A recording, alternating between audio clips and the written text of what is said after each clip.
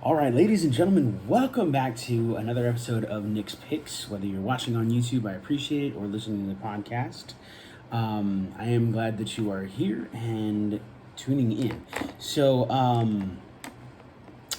Loki, episode 5. Oh goodness, I need to remember the name of this. The Journey into Mystery? Hold on, I apologize.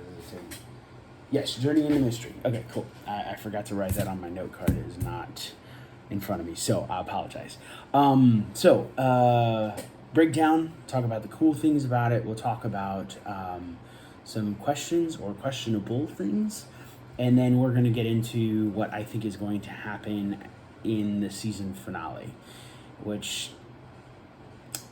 ahead of time, some foreshadowing, I didn't really talk about much because it's I'm not sure where it goes. I know a lot of comic book fans out there have a really good idea of where it's going to go, but I have no idea. So I have guesses that could be completely off the wall, but we'll see. So anyway, again, as always, spoiler alerts. So if you have not seen episode 5, do not listen to this. Do not watch this. Don't pay any attention. Shut it off. Go and watch it, and then come back and listen in.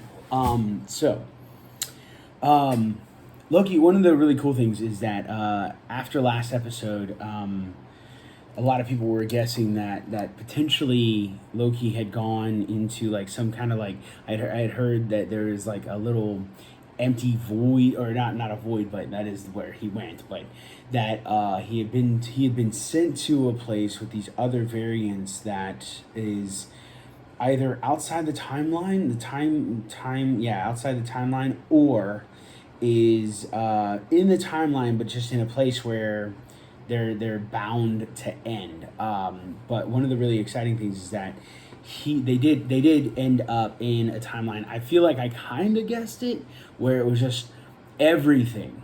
Like, it wasn't just the Lokis that got sent there. It was everything that ever got reset by these charges is sent to this place called the Void. And it's apparently at the end of time, and nothing is able to come back from there unless it has a temp pad. But again, most of the time, like, there are no temp pads there in the Void. So what we do see is we see Sylvie. So we see Loki going off with the classic Loki, alligator Loki, kid Loki, and boastful Loki, what is known as boastful Loki. So I was definitely wrong about that. I was thinking that the boastful Loki was more like a Thor character, but apparently they're all Lokis. But we see Renslayer and Sylvie, Ravonna Renslayer, or Judge Renslayer. We see her and Sylvie back in the TVA, and Sylvie or Renslayer is trying to tell her everything that she knows about where Loki is sent. But there's also in Sylvie is like, I want to figure out who created the TVA, and Renslayer says that she's interested in it too, and that they need to trust each other, and that it's kind of weird. Well, I'll mention this more in the questionable area, but basically it kind of makes you feel like Renslayer is just kind of lying, just kind of with the way that she was acting, and so there's that kind of thing. Let me make a note here. Okay, so anyway, so we see that Alligator, Boastful, Classic, and Kid Loki are with our Loki, and the biggest reason why is because, and the reason why they say that they're the only ones that are there is because Lokis survive, and so they talk about the creature Eliath, that apparently is the purple cloud or the purple shadow that basically consumes anything that is sent to it, or to the void, in the timeline. And apparently, again, the void is apparently at the end of the timeline, at the end of time, where nothing grows. And apparently Eliath is the thing that makes sure that whatever is reset or whatever is pruned there gets taken care of. He eats it or destroys it or just whatever, like consumes it in some form or fashion. Um, we do see that. Let's see. Oh, Sylvie ends up getting betrayed by Renslayer, which it was kind of like blatantly obvious. But then she ends up taking Renslayer's tempad, and it's really funny because to me, I'm like, how bad is Renslayer in keeping this tempad? Like every single time, this particular Loki variant keeps stealing her tempad, and it's just she can't seem to prevent it from happening. But then Sylvie then, after being betrayed and these guards are there, she ends up pruning herself, I guess to also test the theory or to figure out that there is a void and to go and find Loki. And so we see that happen. Now, the interesting thing is the TVA guards that were there ready to get Loki or get Sylvie kind of are really surprised and really curious about why Sylvie would prune herself. And so I think that this may lead into later on when potentially when the TVA is starting to, or when people are starting to realize that, oh wait, the TVA is actually just made up and people are being lied to and whatnot. So then Loki is talking with the other Loki variants, and he's talking about how he plans to kill Goliath, and they kind of laughing. We actually kind of get to hear the story of boastful Loki, although they've been told that that's a lie. We hear the story of Kid Loki, potentially Alligator Loki, a little bit of why he's like a variant, and then also Classic Loki, which is the one that I'm going to leave that for the cool things part of this review. Loki ends up leaving because he gets laughed out of the room basically, and this is like a hideout. And as he's climbing the stairs, he meets a bunch of other Lokis, and so all these other Lokis apparently are just trying to find the hideout where Classic, Alligator, Kid Loki, and Boastful Loki are all at. All with the plan to become king. And it's really funny because Boastful Loki apparently is the mole and told these other Lokis where the hideout was, and was apparently told that if he did that, then he would be able to be king. But then the Loki who's the leader of the army, that's the army of Lokis, is like, no, I'm going to be king. And so it was like a betrayal against Boastful. But then when he says that, all the other Lokis that are around him are like, actually, no. And so we get this repetition of Loki's just kind of like backstabbing everybody. And so it's a really kind of like interesting storyline as far as that. We do see Sylvie get to the void, wake up, and she's running away from Goliath. But before she does, she actually makes contact and can read basically, I guess, the mind of Goliath and figure out that there is something beyond Goliath, that Goliath is basically, or that there's like glimpses of a castle and something past him, or it, I guess we could say it. So then back in the Loki hideout, all the Lokis are fighting each other except for the Loki that we care about, Classic Loki, Kid Loki, and Alligator Loki. They end up disappearing or going through a portal that's created by Classic Loki and escaping. And but then we see they're on their way, and they're talking about how all these Lokis are cutthroats, and that Loki just kind of seems to always be a cutthroat, and that there's never really any change that happens as they're going to Goliath. They both, Kid Loki and Classic Loki, are like, we will take you to Goliath, but we're not going to fight Goliath with you. And so they go there, and our Loki's like, yeah, okay, cool. Like this is great. Like we're gonna. I forgot to say, while Sylvie is escaping, we actually end up getting to see Mobius, which is really awesome because it had to happen. Mobius is driving a pizza delivery car to go and pick up Sylvie. She hops in and they drive off.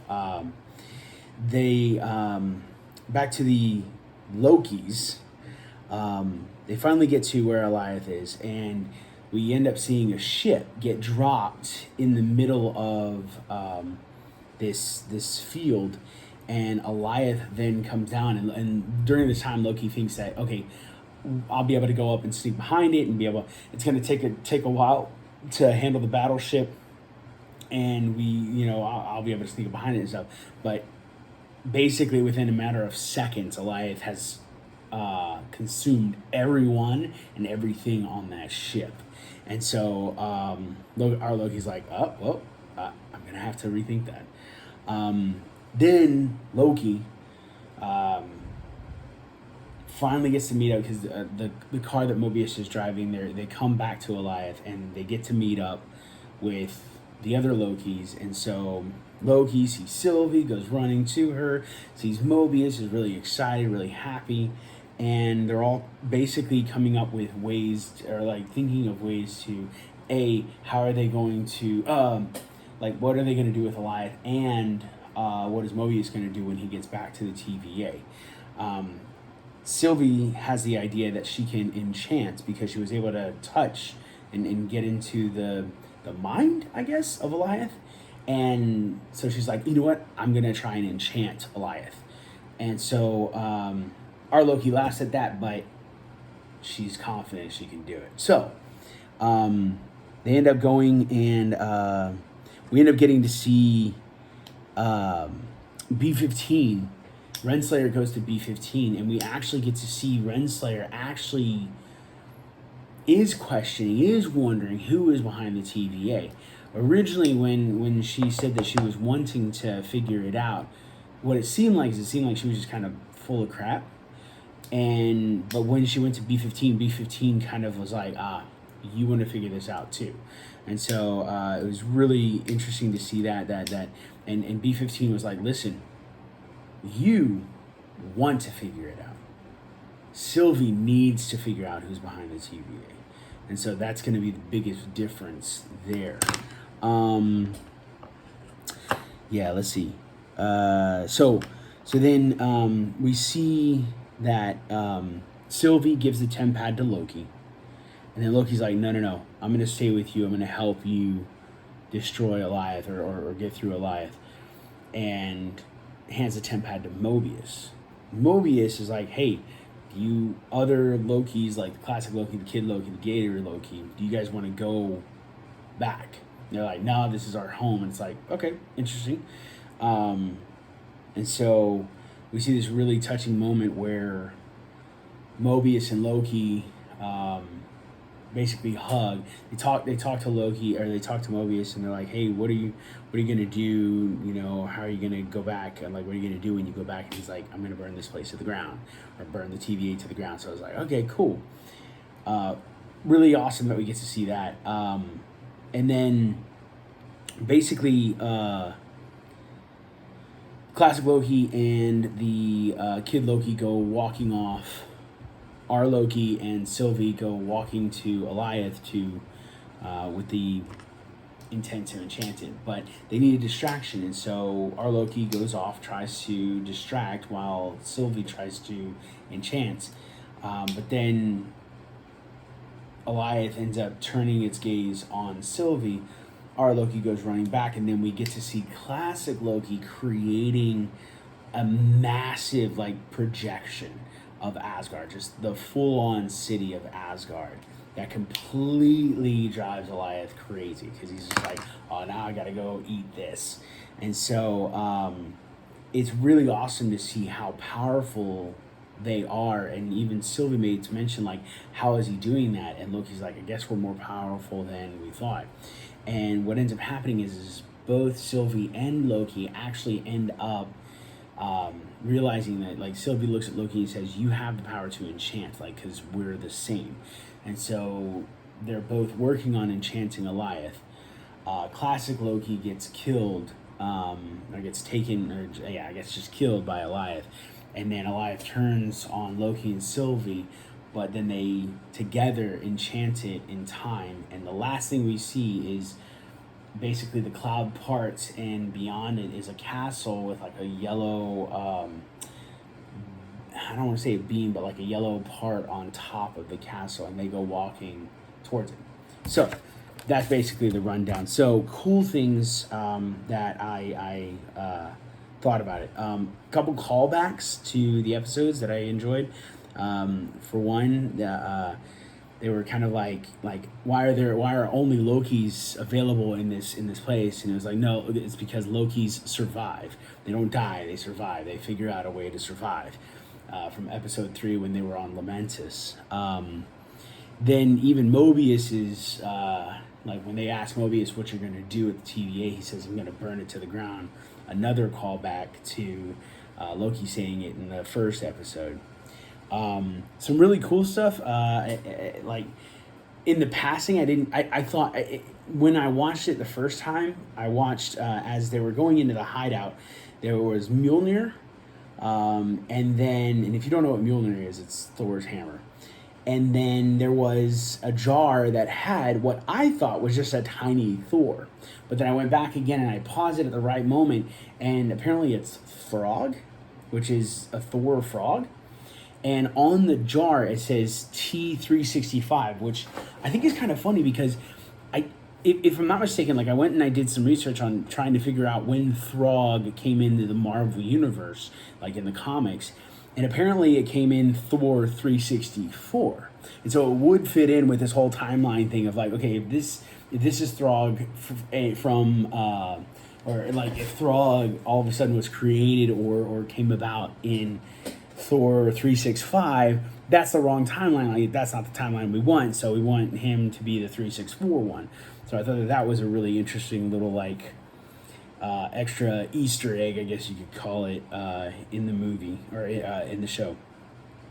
There was the moment where all the Lokis are fighting. I think that's a really cool thing because it's just like Loki's stabbing each other in the back, just like, no, we're gonna do this. No, I'm gonna do this. Always with the idea of becoming like the king or becoming the leader or the ruler. Then the other interesting thing was when Kid Loki makes a mention that like classic Loki is like always Lokis are always stabbing each other in the back. Like there's never a change. Like they always are the same forever. And then the Kid Loki says, but even if we try to change, the TVA is there when we try to go right, when we try to do the right thing. So I thought that was just a really cool thing, not like awesome or funny, but just an interesting perspective on what's going on with this whole Loki timeline thing. I like the fact that classic Loki actually in his story, it was really cool that in his story he actually didn't die by the hands of Thanos, but instead did such a good job of doing a projection of himself that even Thanos thought it was real. And so the fact that happened, and the fact that he said that, it kind of makes it seem like maybe the Avengers Endgame Loki or the Avengers Infinity War Loki isn't the final rendition of Loki that we get to see. Like maybe we get to see the classic Loki later on, or maybe we get to see that Loki come back after all of the time after all the things that he had learned throughout the universe. So I think that would be really interesting. Another really fun thing that I enjoyed was Loki created a blanket for himself because it was getting kind of cold. But then, like, he changed it when he was talking with Sylvie. He was sitting talking with Sylvie, and he changed it to where it wrapped around her. And I thought it was just like the most modern version or like the most Loki version of basically the putting the arm around the girl kind of thing. Because it just seemed like the perfect thing. So it was really, really funny in that. I love the fact that Mobius finally admits that this Loki is his favorite Loki. After a big hug that they have before Mobius goes off to the TVA. And the other great thing is that we get to see another power that Loki now has, is that now he can enchant. It's just kind of knowing that, hey, you can do this. You have the ability to do this. So, questions. Again, who created the TVA and why? Why did they create the TVA? I've heard a lot of people. I'll say that in the guesses. How will Mobius get the TVA to crumble? Will Sylvie and Loki work together after the TVA is ended? After they've like completed it, and like who's in the castle? Also, the idea of like why did Sylvie trust Renslayer? Like, because it almost seemed like it was just too quick and too easy. The thought is either she trusted Mobius, and therefore was like, okay, Mobius now believes, but then there's also and maybe that because Renslayer saw that the timekeepers were fake, then she was really believing. But I don't know, it just seemed like for someone like Sylvie, you would need more proof that you believe that, or believe that that everything that the TVA was wrong. Here's what I guess happens. Mobius goes back to the TVA. He ends up freeing B-15, and they end up working on, I guess, like getting other guards and other members of the TVA to fight along with him to go back into the timelines and actually start changing things. I think maybe there is a version of Wanda, the Scarlet Witch, that is actually the one that is in control of the TVA. There's one that created the TVA, or someone with either the Power Stone or like mind powers that were given by the Power Stone. Just because that yellow thing kind of like screamed out to me, Power Stone. And the other thing too is like in my mind seeing the credits, and there's, I don't know if the stones had always been there, but there was a lot of yellow stones. So if you remember in the MCU, the Power Stone is the yellow stone, the one that gives the ability for like mind control, and gave Wanda her powers, gave Quicksilver her powers, and then even Vision. So it could be maybe Vision is behind it, but then maybe somebody's behind Vision, or like the Vision from the wider Vision. I guess it's not really, but like the not animated, but the created Vision is maybe the Vision that's behind this, or a different Vision. I don't know. Yeah, but just being able to kind of imagine that there's somebody who has, and it would kind of fit, because if you get variants into the TVA and you have to change their mind, like why not have somebody who has incredible mind control? And so maybe it is Wanda, or a version of Wanda that's not exactly a good version. But also the other, like a lot of people are saying that it's Kong the Conqueror, who apparently is going to be the next big bad, similar to Thanos, who can hop around time and whatnot. And yeah, I mean, I guess like that could be it, but I don't know. In my mind, I'd be okay. Some other people say it's another variant Loki, which that would be interesting, because maybe it is a different variant Loki, one that can control minds, like one that can enchant. That would kind of make sense. But also the other idea is, what if it's Sylvie and Loki that are Sylvie and Loki that are from the future, that all of a sudden realize like they just, I don't know, maybe they like with it. I don't know. Just something. I don't know how that would work out, but I'm thinking it's got to be somebody who can control minds. That's just my thought, my process. So anyway, again, thank you so much for sticking with it. I have 24 minutes. Goodness, I need to work on getting these things lower. I appreciate you watching. I appreciate you listening. However you're consuming, subscribe. Leave me some comments below, whether you agree or disagree, or what you think is going to happen next. And until next week, you're free to go.